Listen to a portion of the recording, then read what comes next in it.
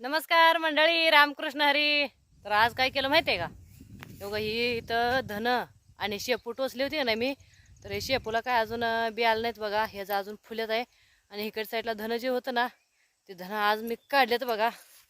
उपसून घेतलं आणि गाठोडं बांधलं आणि इथं बांधावर ठेवलं आणून. कारण काय झालं, आपल्याला गडबडलं आहे ना, म्हणून उपसताना कशाला व्हिडिओ बनवायचा म्हणलं. उपसायला वेळ होते, ऊन एक कडक झार पडलेलं हे ना का.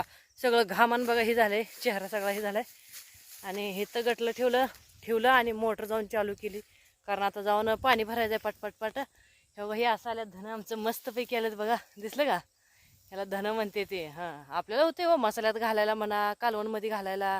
रोजच्या रोज आपल्याला विकत आणायचं म्हणल्यावर परवडत नसते, म्हणून घरच्या घरी पिकलेलं केव्हाही चांगलं बरं का. म्हणून आले बघा, 2 गटली निघालं धन. आता मस्तपैकी चोळायचं आणि वाळवून ठेवायचं, वर्षभर जाते.